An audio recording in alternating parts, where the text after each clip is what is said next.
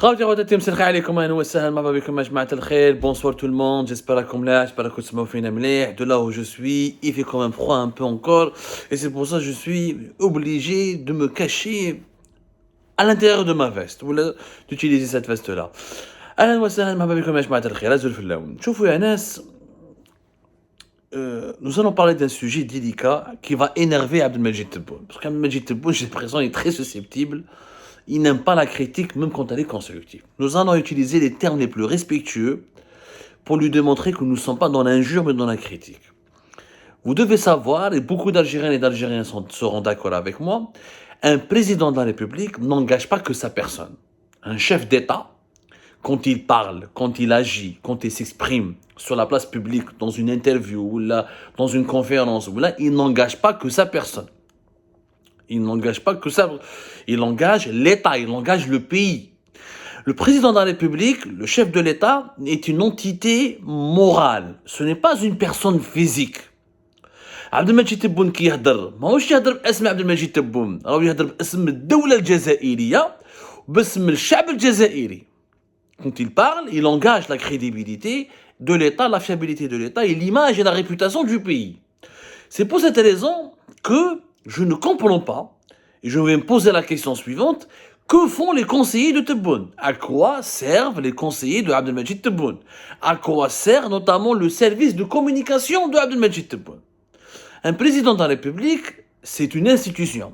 Il est entouré de conseillers, il a des directions qui sont à son service et qui travaillent avec lui, dont la direction de communication et des relations publiques, qui doit l'aider à préparer ses discours, à préparer ses interventions, à rédiger ses notes lorsqu'il doit s'exprimer aux médias ou dans des conférences ou lorsqu'il doit s'adresser à la nation.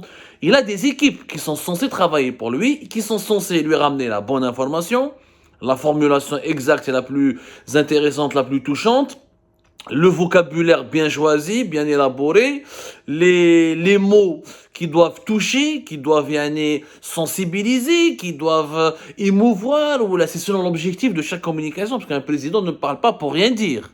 S'il parle, c'est qu'il a un message à transmettre. En fonction de la qualité de ce message, de l'objectif de ce message, on choisit un vocabulaire, des phrases, certaines informations, le contexte et le canal de diffusion de ce message.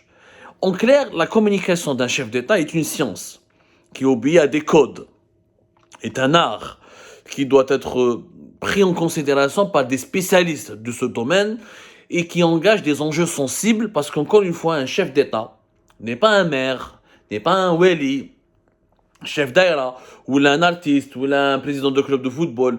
C'est la personne, l'autorité suprême d'un pays et qui incarne encore une fois l'image de ce pays et de son peuple sur la scène internationale. Malheureusement, nous avons remarqué que les interventions d'Abdelmajid Tebboune, depuis son arrivée au pouvoir, sont étayées, il y a plein d'erreurs. Mais vraiment, regorge d'erreurs. C'est des interventions qui regorgent d'erreurs et ce n'est pas normal de la part d'un chef d'État de faire souvent des fausses informations, de donner des fausses informations, de faire des affirmations basées sur des données qui sont infondées, de dire certaines contre-vérités, parce que quand on vérifie, on voit que c'est faux. Et ce n'est pas un fait isolé, c'est pas une ou deux ou la trois fois Abdelmajid Tebboune se trompe. Surtout le rapport avec les chiffres. Abdelmajid Tebboune, il a un rapport très compliqué avec les chiffres. Nous avons vu récemment, au début de cette année 2023, des déclarations hallucinantes sur une saisie de 500 000 milliards de 500 000 milliards dans une famille, où naissent à Al Jazeera, BBC, tout le monde en a parlé. Qui fait dans une seule famille, vous avez saisi des milliards et des milliards de dollars. Ce sont des milliers de milliards de dinars, c'est des milliards de dollars. Nous en avons déjà parlé à l'époque. Nous avions fait une émission où كنا نقولوا يا جماعة باللي Tebboune devrait changer ses conseillers, devrait limoger ses conseillers. On a une émission.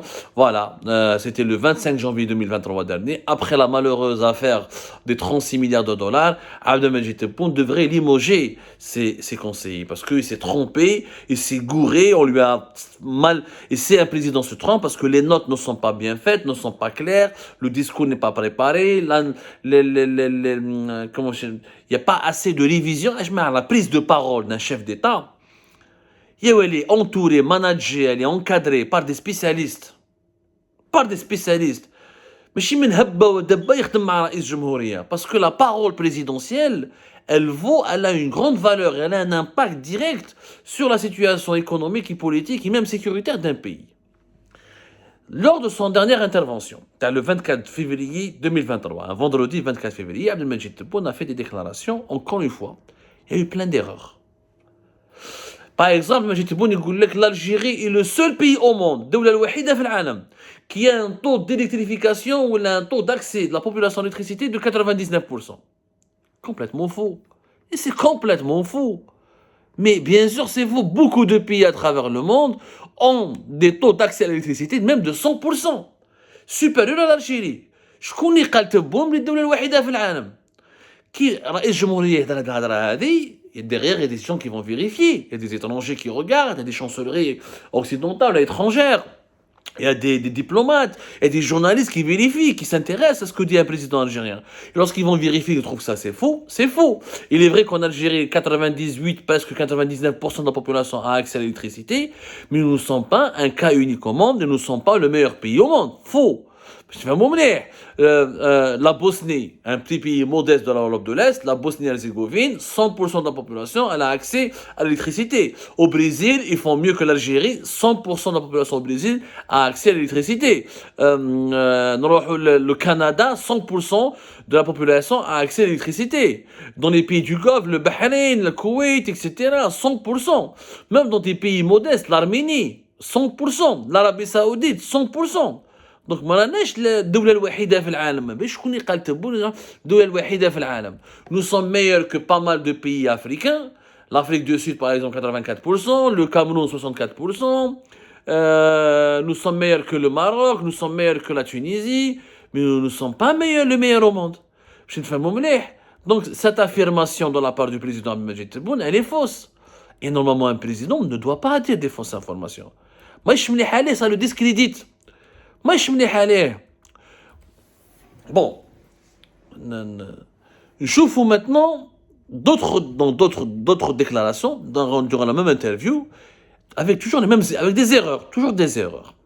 ناخذوا par exemple Abdelmajid Tebboune, il a accusé à l'époque le président français François Mitterrand d'avoir exercé des pressions sur la compagnie italienne Alitalia pour qu'elle boycotte l'Algérie durant la décennie noire. Parce qu'elle appelle comme durant la décennie noire la quasi-totalité